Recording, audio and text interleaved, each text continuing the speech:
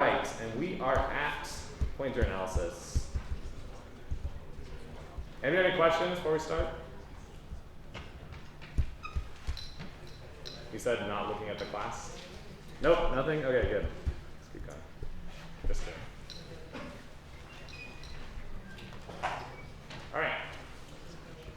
Okay, so 3 parts of semantics, right? Ooh, it worked. Sorry. You guys can't see that.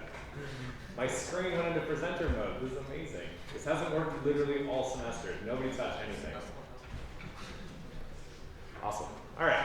I can see what's happening in the future. It's great. It's like a superpower. All right. Okay, so we talked about assignment semantics, right? And we went through very, very specifically what assignment semantics mean. When we see x equals y, we now know very precisely how to say what happens, right?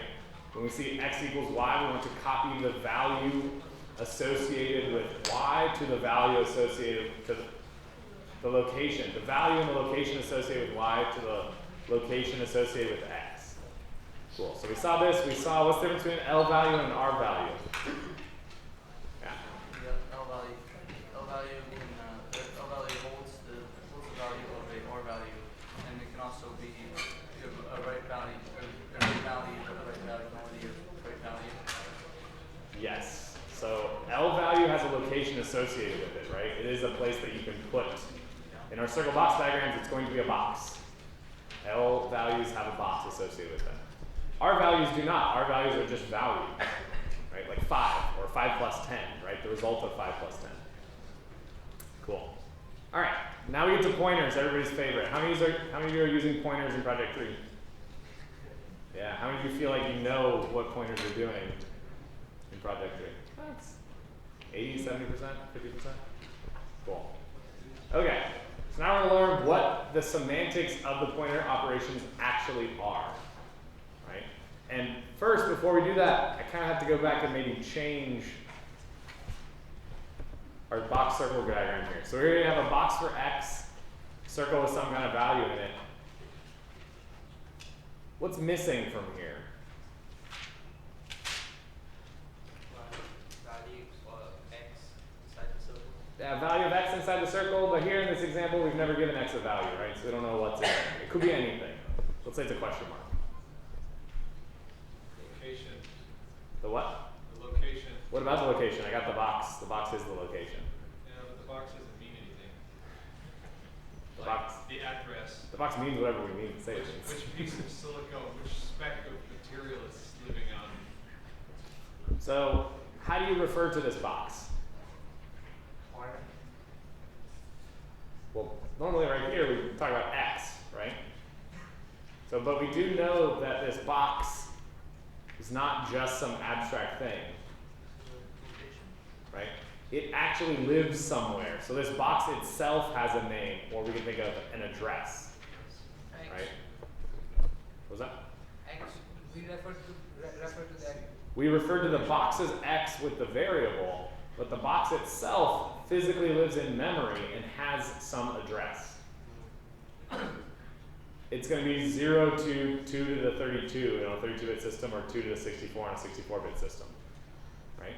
But we can think about it abstractly. So we can think about it, we could say that the memory address is just alpha. And so what we'll do is we will, in the future, we're going to put the address of all of the box circle diagrams here on the right. So usually we'll just use like alpha or beta, right? Because we don't actually care what the system gives that memory address, right? It could be 10, it could be 20, it could be 100.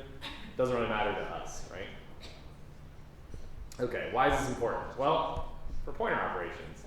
So what does the address of operator do? Returns the address of what?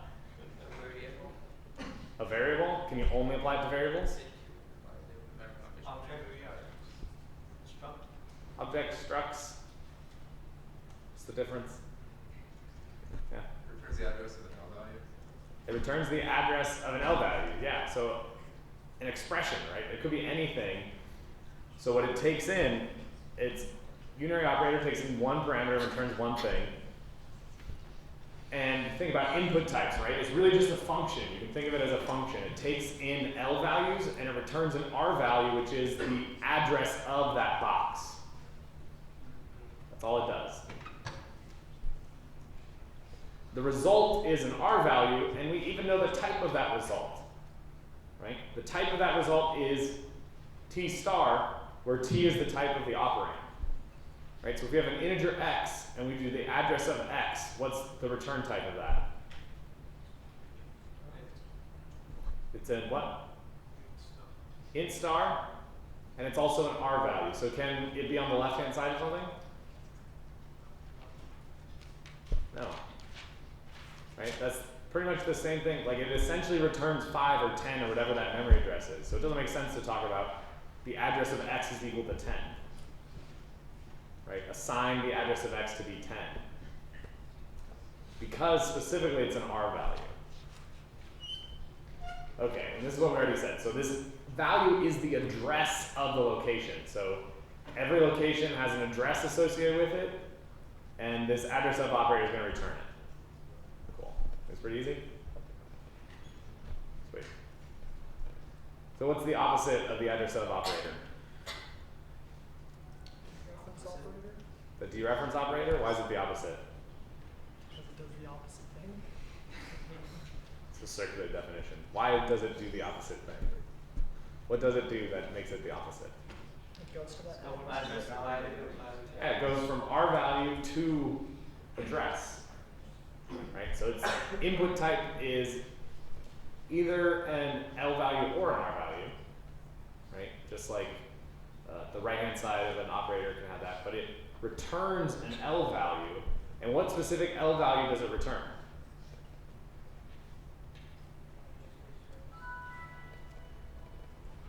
Anybody? D. P? Okay, yes. So for types, it gets rid of the star operator. So when we use dereference on an integer pointer, the return type is an integer. But what is it actually returning? Value stored at Not the R value, the L value. It returns the, where can you use a pointer? A dereference operator, sorry. To a pointer. Right hand side. Can you use it on the right hand side? Can you use it on the left hand side? Yes.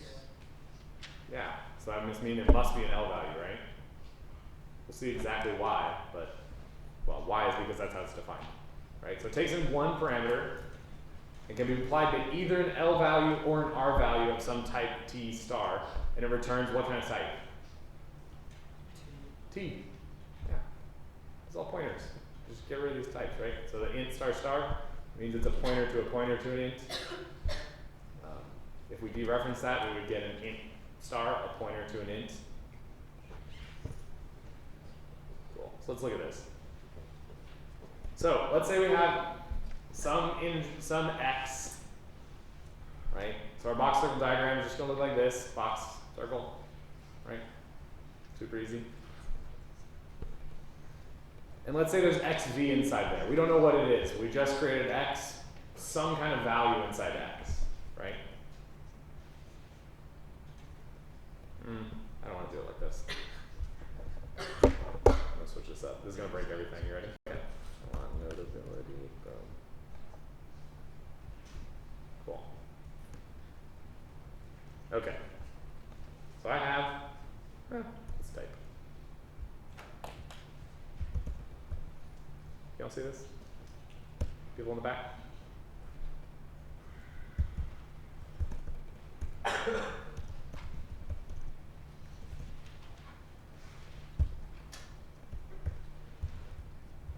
Cool. So, when I have,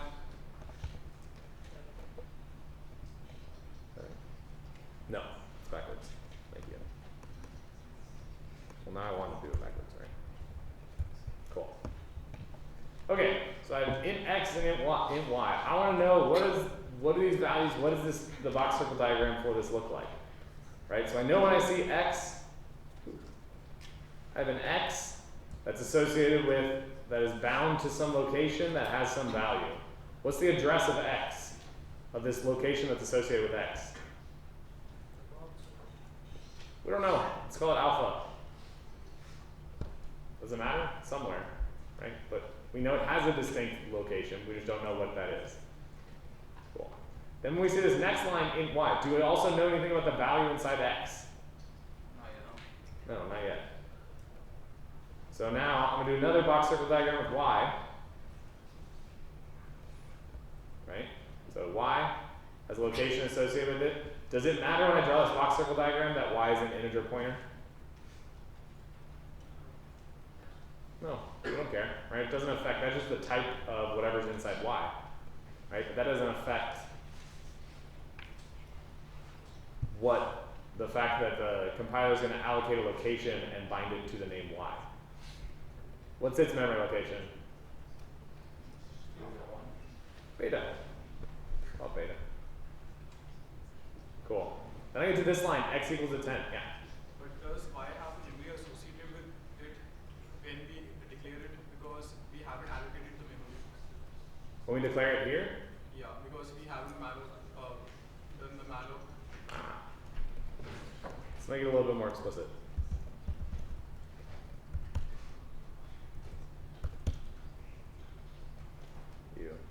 Those tabs are too far.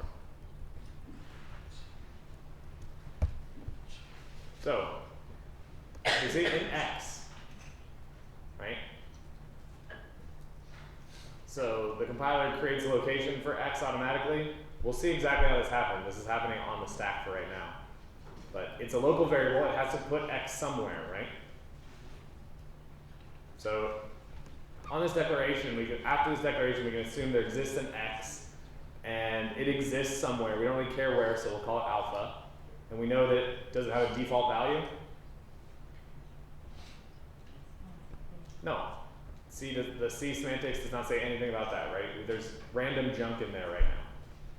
Cool. So when it gets to int star y, what's the difference between this and this?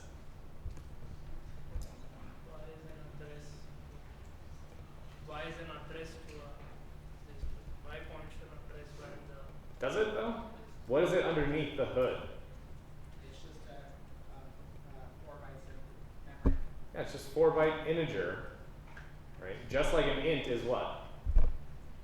4 bytes, right? If you do, you can check this yourself. You can write a quick C program and print out, use printf to print out what is the size of an int versus the size of an int pointer versus the size of an int star, however much you want, right? So it takes up 4 bytes of space. So we actually do know, let's say the size, we could know the size of this box, but for right now we don't really care. But we know that when we see this, it's a local variable, so it has to allocate space for y, right? That has to be there. Otherwise it can't store these addresses anywhere. And so it's exactly the same as x. It's just a box, it's a location associated with y. Does it have a default value inside of it? No, no default value, and it just has some address, beta. That's it, that's all we know.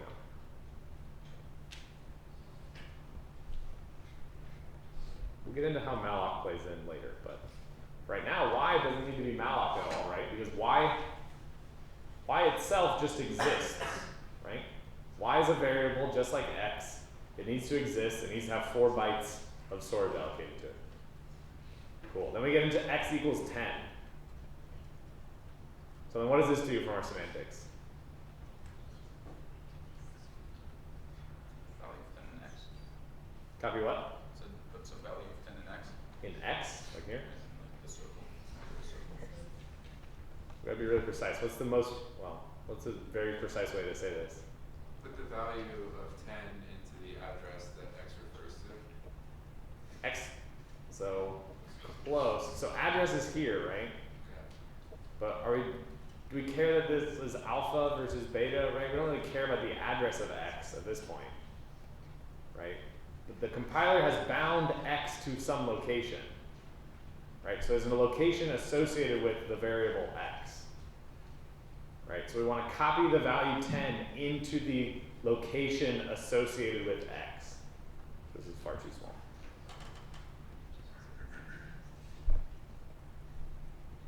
Right? Very similar, just slight.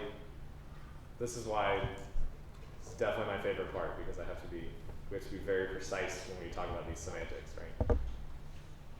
Cool. Okay, now I get to here. What's the first thing that happens? Get the address of Yeah, the first thing that happens, we have an expression on the right-hand side, and we have an L value and R value on the left. L value should never have an R value on the left. Tip 1. Okay, so we have to, so then what, as an expression, what does the expression address of X return? alpha. Right, in general, what's it going to return? An L value or an R value? An R value, and what is that R value specifically here? Alpha. It's going to return the address of the location associated with X. Right? So it returns alpha, which is an R value, and then then what happens with the assignment semantics? Copies it where? Copy alpha to The location. Copy alpha into location associated with Y. That's it. This is all pointers are. Right?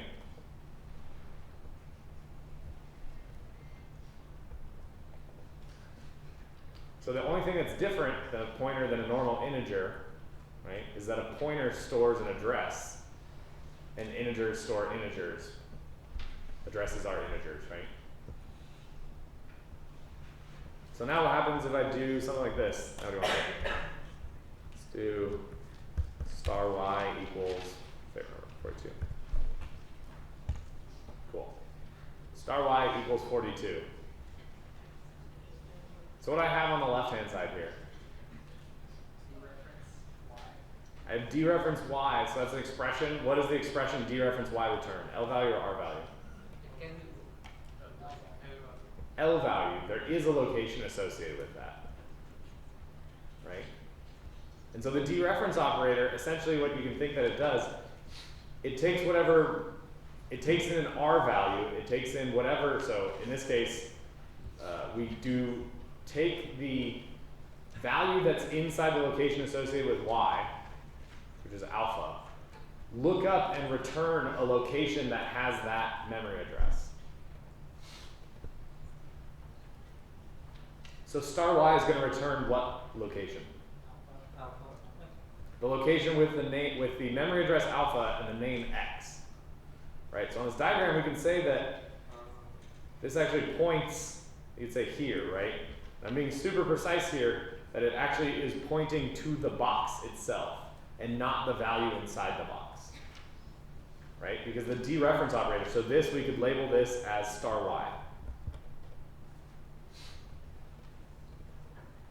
Right? So star y equals 42. So what does that mean? Into which, so copy 42 into which location?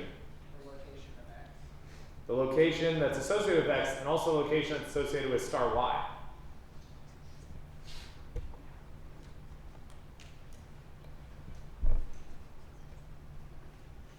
Done. Pointers are easy, right? Yay.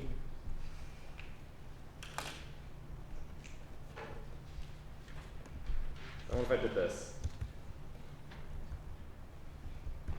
Is that valid?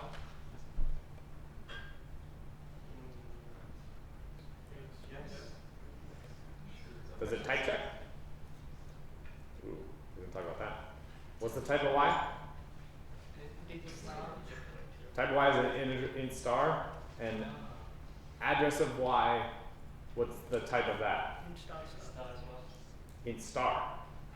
Right. Oh, you're right. Int star star. This does not work. Oh yeah.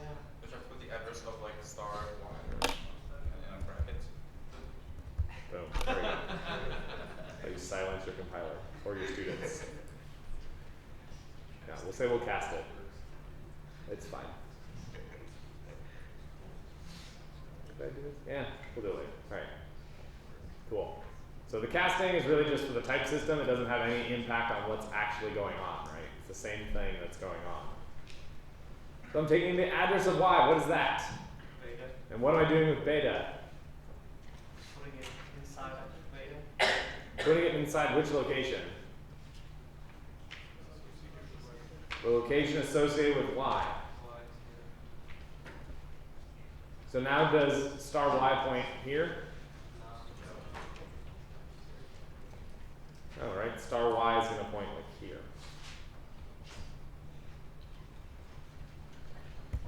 Cool. All right. Not going to work. Yep. Back to normal. Okay. Yeah, I don't like that. Okay. We kind of already saw this. So this is how we can think of the dereference operator, right? Is it points to whatever location has the address of the value inside X. So this is why, on a similar note, if I did this,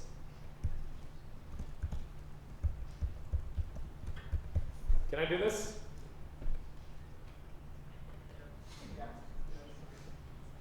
Is this valid syntax and semantics? Ignoring the type system?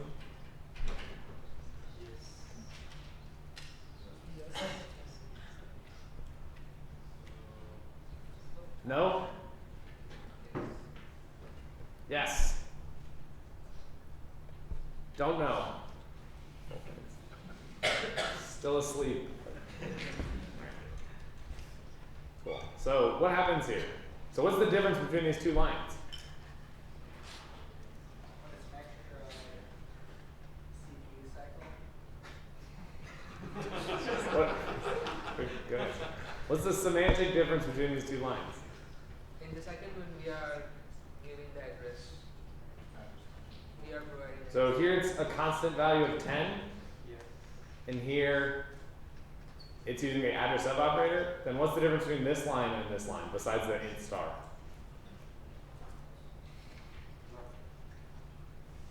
Different variable. Value x equal 10 is the value and y equal in star 10 is address 10. Yeah, but what happens here with our circle box circle diagrams? It points to beta equal to 10. So what's going to happen here? So is there going to be any difference as to what happens at this line versus this line? Other than type stuff, no? Other than type stuff, which I just got rid of by casting. No. I'm telling the compiler, trust me, I know what I'm doing. Right? So then what happens? So 10 go inside of it. 10 go inside where? Opposite y. So this says copy 10 into the location associated with y. Did I break any rules by doing this? Change star y to the address of 10. Yeah, now the question is where, well, let's not talk about that yet, but, so can you do this in your programs? Yes, you absolutely can do this in your programs, right? It's just a pointer. A pointer, like we said, just has 4 bytes. That means something when you use the dereference operator because you're trying to look up a location that has the memory address of that thing, right? But you can do this. You can copy in. A pointer is no is under the hood no different than a regular integer. So I can do this. Then what happens if I try to do? What happens if I try to do y star? So like say x equals y star. If you cast 10 as an int pointer, it's not going to try and do some weird aliasing thing crap on you. Nope. It'll just do this. It'll say, I trust you that that this 10 is actually some kind of int pointer. So I will copy that value 10 into y.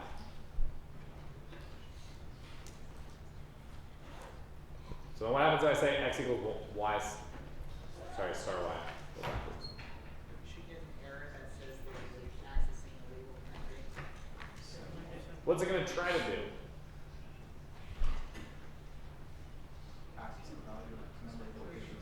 Yeah, it's going to try to find some memory address that has the location 10, and it's going to try to return this box. What happens if your program does not have memory address 10 allocated? Segmentation fault. Yes. One of the most common cases of segmentation fault is when this has null inside of it, except what is null really? Zero. Null is literally just a macro for 0. And then, so when you try to dereference a pointer that has 0 as its value, what does it try to do? It tries to look up an address 0 and tries to return that box. And on, I believe, almost every system, null is not mapped. So this will cause a segmentation fault. So this is why you get a segmentation fault when you try to dereference a null pointer. Now this is a lot different than Java, right? Because Java tells you if you have a null pointer exception, whereas C is just like segmentation fault, right? It actually assumes you have all this background knowledge of pointers and memory addresses and memory mapping and segments and all that stuff.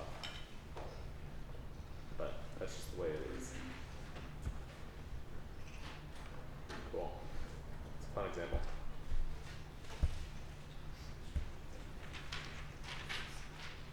Where are we going with this? Okay. Yes, so we already saw L stars and X, star X, sorry, dereference X is an L value, right? So we saw that star X returns a box. I don't know why I have this arrow yet. Yeah, we saw that, blah, blah, blah. So we saw star X equals 100, looks up the box associated with star X, in this case, the box of location XV, and copies the value 100 into there. So, really want to leave.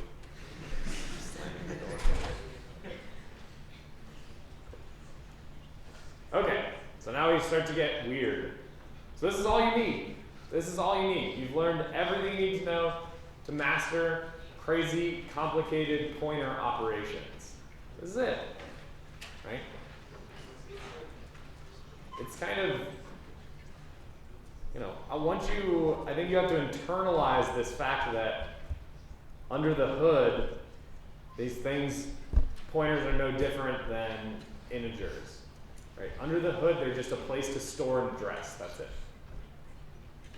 right? And when we dereference that, we are pointing to and then trying to access the location where that address that we have inside the value of y, which sounded way more confusing than I think it is.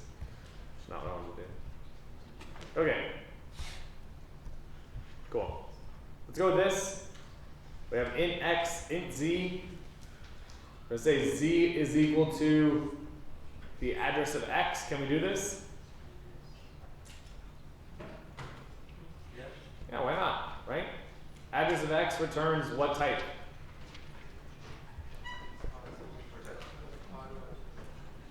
What does the address of x return? Type. What is t? Int star, right? The input type is an int, so the output type is an int star. So normally the compiler would yell at us, but we're saying, no, don't worry. These 4 bytes that you thought were an int star are actually just an int. So is it going to do this copy for us? Yeah, just like any other integer, just like xz equals 10. Right? Oh, okay, that's where that came from. This thing's peeking a little bit. Right? So here if y is the address of x, right, all this line does is copy y into the location associated with z. Done.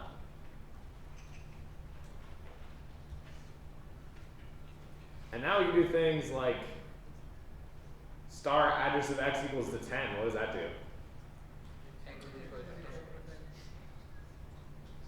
I don't believe you. How do we depack this? Is it valid, first of all? Why? Because it is like we are taking the address of x and then we are putting the value inside the box. Talk to me about L values and R values. So is the assignment statement, so we have an assignment statement. What does that mean for the The L values and R values, what do we have to have?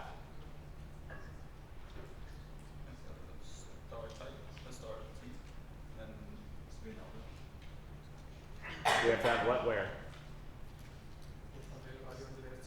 L value has to be an L value on the left side, right? We know that. Has to be an L value on the left side. What about the right side? Well, it is an R value, right? And is that valid from our assignment semantics? Yeah, we've seen that that's okay. Cool. So now our constraint is the left side better be an L value, right? So we start where? The outside in or inside out? Inside out, just like the operations are going to occur, right? So what's the first operation that's going to occur? Address of x. A, can we take the address of x?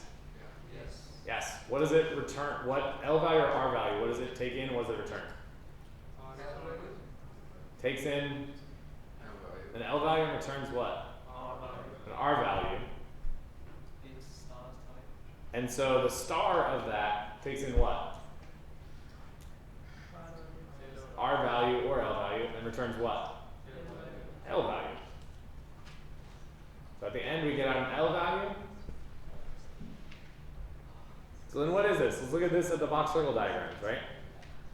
Because we need to know what is this location on the left hand side. Where do we actually put 10? Right? So we take the address of x. What's the address of x? Yeah, y. And then but just y, right? Y is a value, y is not a variable at this point, right? Y is like our alphas, right? It's just the address of x, right? And then we say, so what does star y do? Dereferences what? Whatever in y. What does dereference mean? There's nothing in y. Y is a value. Go to that location. It looks up the location. It says, what location has the address of y? Which location has the address of y? The one also known as x, right? This top box. And then, so where are we putting 10? X. Into the location associated with x. So could we, another way to think about this, could we flip the star and the ampersand?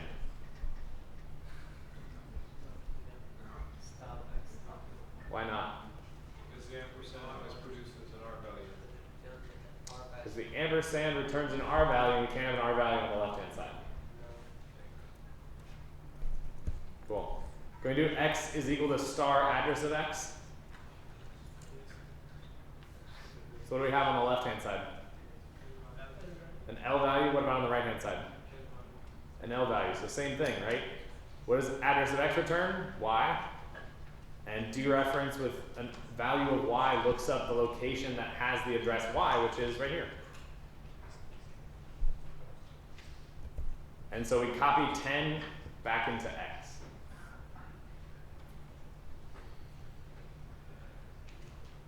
Cool. It's easy when you have fully understood exactly what these operations do, right? But even if it's not easy and you're not at that point, you can still just step through exactly what's happening at each thing and say, where are these values moving? Yeah. Is there any fundamental difference between that last line and just the statement x equals x? Nope. Well, more, was it somebody said 2 CPU cycles probably? More work. And more work for you and your brain.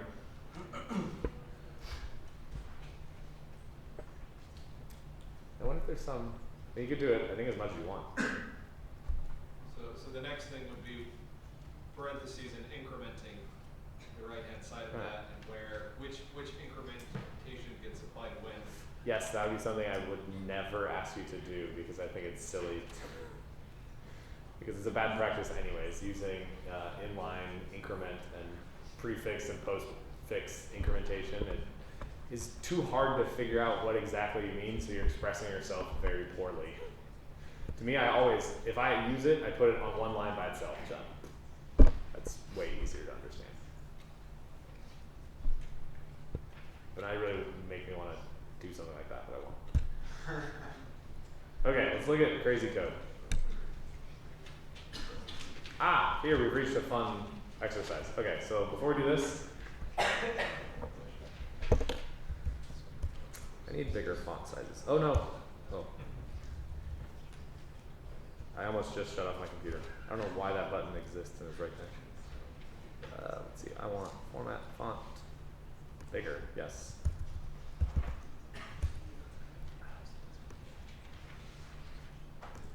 Like how it doesn't tell you what size the font is.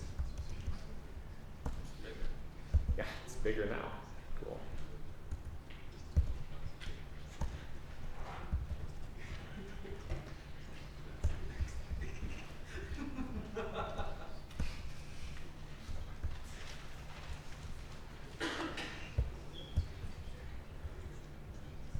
Okay. So we see a declaration. What does that mean we know in terms of box circle diagrams?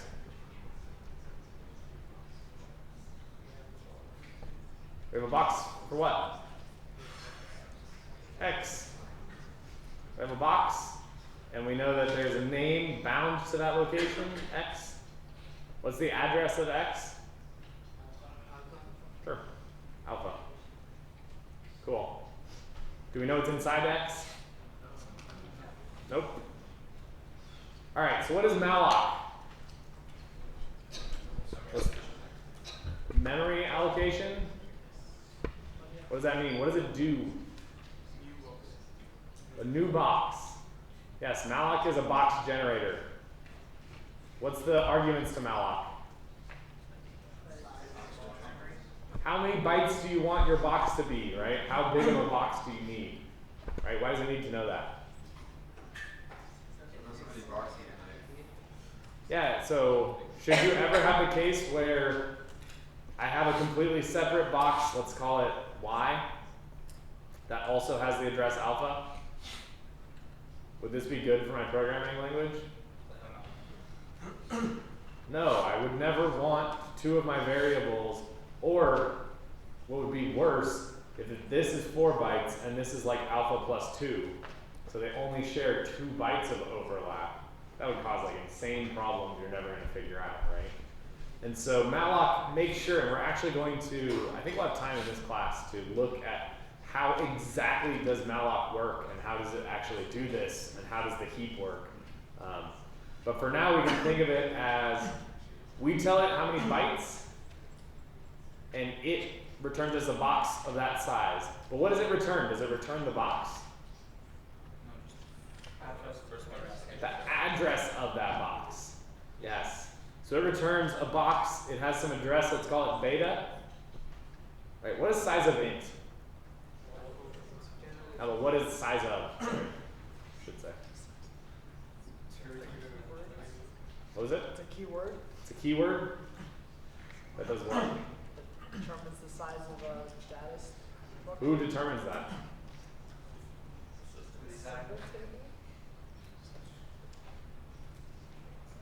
Do you get to decide?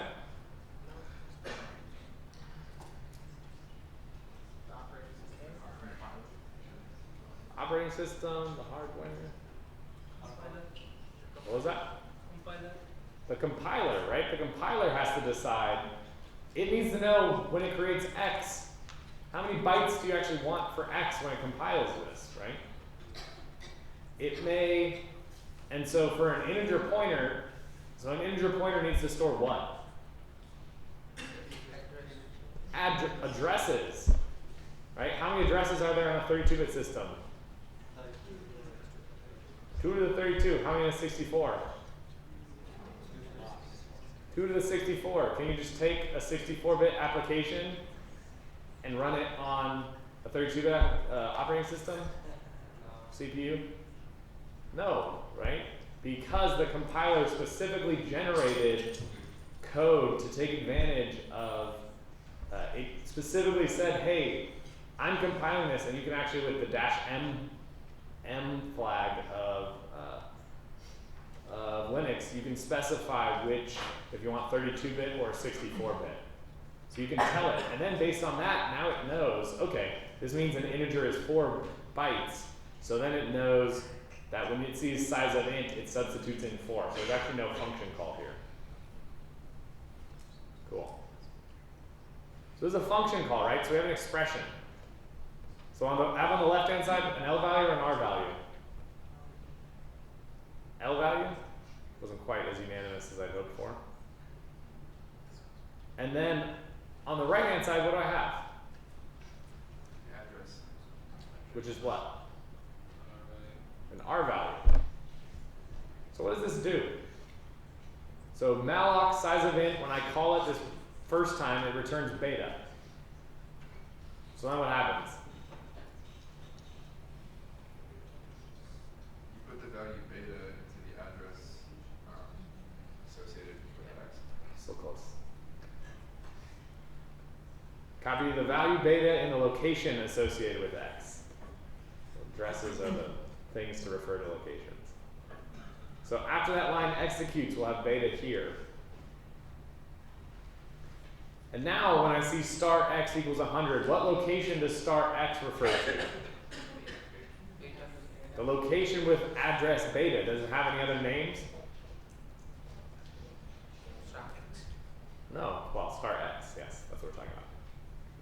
Right? So we know star x is here. And so when I say star x equals 100, what am I doing? Copy the value 100 in location of beta. Yeah, so copy the value 100. There's two ways to say it. Either the location associated with star x or the location with memory address beta. So this is all you do when you malloc. This is exactly what's happening. Right? You malloc some structure, and then you start messing with it and start setting things. Although, what do you normally do? Do you use the star operator a lot? What do you use? The arrow. So use something like, let's say, I don't know, x, foo, something like that. Right? Yeah. Don't we need to typecast the address returned by malloc to insta? Technically, I think it depends specifically on the compiler. I think you can do it. It's a warning because the. Whoop, how does this happen twice? Yeah, it's a void star, but there's rules about like you can cast a void star to anything else, and it usually works fine. So I think it depends specifically. When you set up all warnings, yes, it would give you a warning. Because you want to be explicit that you're like actually casting it to the thing you want to. Right? So what does x, what does this syntax mean? So what does x arrow foo mean? Yeah.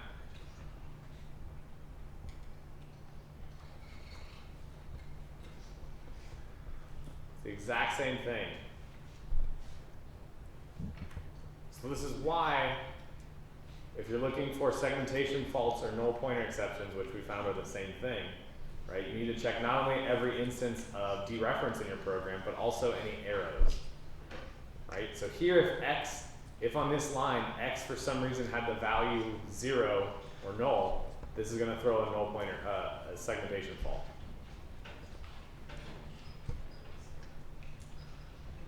Cool. All right, let's go back to the scary one. All right, we have 3 variables in x, which is an int pointer pointer. Sorry, x, which is an int pointer pointer. Y, which is an int pointer. Z, which is an int. X, which is malloc as the size of an int pointer, and then cast to int star star, so it's done a little better. Y is int star malloc. X is equal to address of y is equal to address of z, y is equal to star x. So, what happens? So this is what you should be able to do. This is a self-check.